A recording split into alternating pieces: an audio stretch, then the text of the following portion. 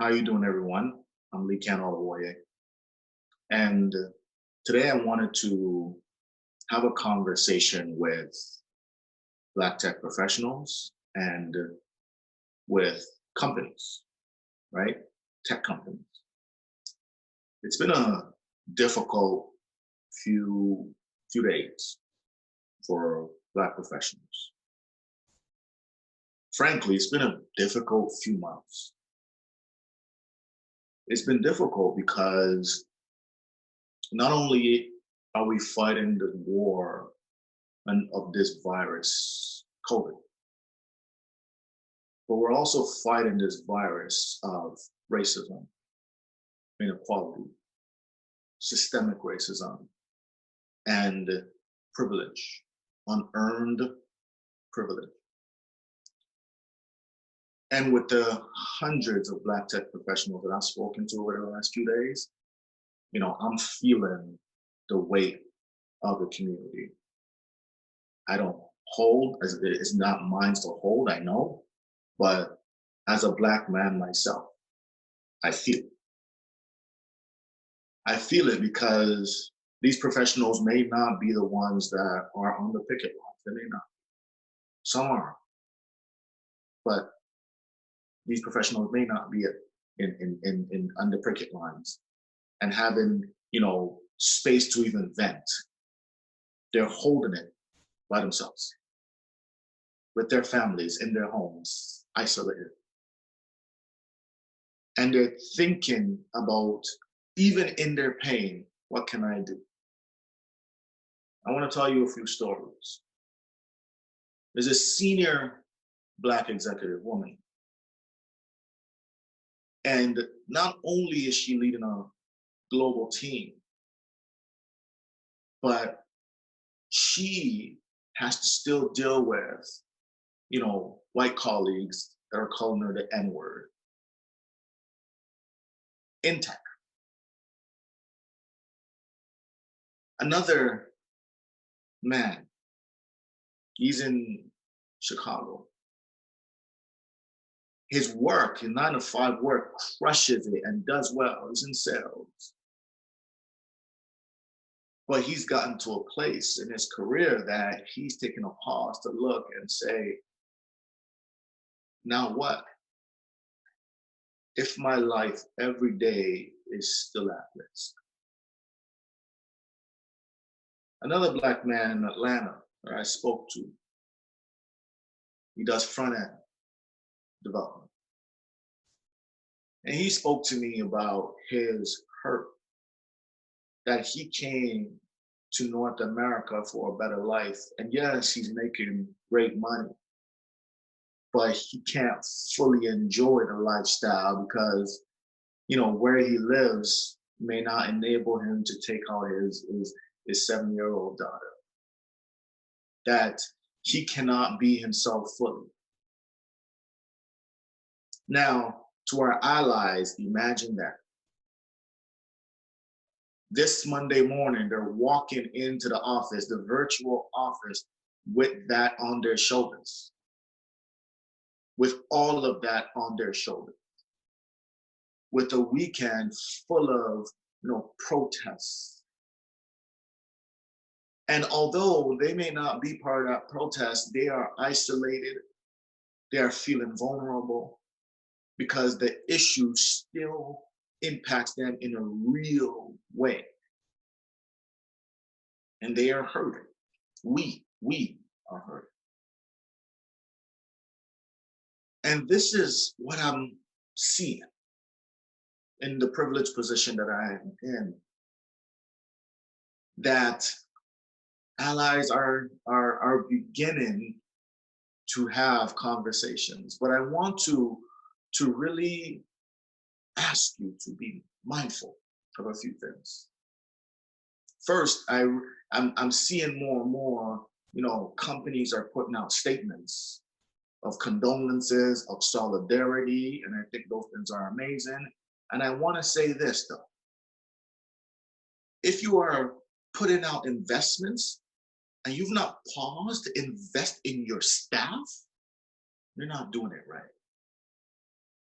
If you put out solidarity, messages, and your staff still have the Amy Coopers of the world in-house, you are not doing it right. If staff cannot, get the resource and the support they need in-house to be their best self, you're not doing it right. If you're not creating an environment for Black tech professionals to thrive, you're not doing it right. For any professional to thrive, you're not doing it right. Because it is actually easier to say that cop that put his knee on that Black man is a racist. It's easier to say that. It's harder to say that I was uncomfortable with a Black professional in my work, and and that act was racist. That I didn't give a raise to that Black professional, and that act was racist. Or a overqualified Black professional did 3, 4, 5 interviews, and it was him and another white colleague, and we kept doing interviews to find a reason to hire the white colleague because it just didn't feel like this other person fit. That is racist. That is a racist act. And that racism is pervasive and dangerous. That racism is what we are fighting. That virus is what we are fighting against. When you see what is happening on our streets, when you see, the riots that are going on and the protests, that is the fight that we are fighting, because we feel it every day. We feel it in our boardrooms and in our workplaces every day. And if we do not erase the Amy Coopers of the world that are uncomfortable with our existence, we can never have a truly, truly strong workplace. We can never actually meet our potential as a corporate sector. We can never actually ensure that we're having more Black professionals at their best, meaning that our workplaces can never be truly reformed. The conversation is hard, but we've had these hard conversations on many other fronts, for many other topics. And today I'm asking you to have these conversations around this, around equity, around anti-Black racism, around oppression. I'm asking you to have these conversations today in your meetings and in your boardroom. Because for you to have a truly strong, diverse, inclusive environment that every professional is at their best, that they can crush the work they need to crush, you need to ensure that their lives are not at danger. And there's danger not just out there. I want to pause for a minute to make sure you heard. There are dangers not just out there. Not just with police officers shooting and killing Black people. There's pervasive racism in our boardrooms.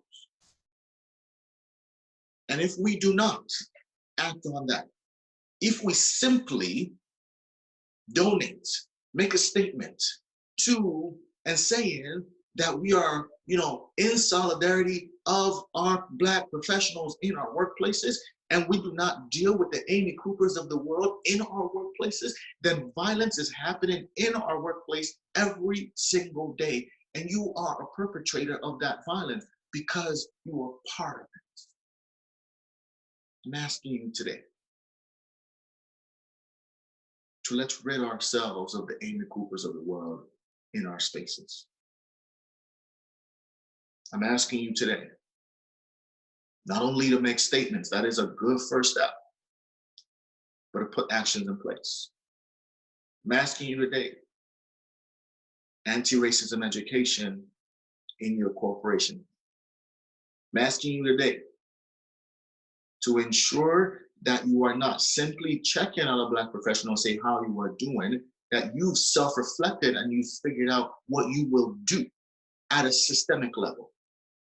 What you will do, meaning, you will simply check yourself, is not enough. How will you use your position and your company to actually ensure that people are better, that everyone has equal access to prosperity, even the Black professionals working in your space? That is the conversation that BPTN wants to have. That is where we believe change will actually happen. That is where we believe that we can be better. When we begin not just now making statements, not just donating to the cause, but actually checking ourselves and checking the systems that keep this thing in place now in our workplaces today. Because we spend a lot of time there, sometimes more than we spend at home. We are more susceptible to violence in that space, even sometimes more than outside. So I ask you today to do something, to stand with Black professionals.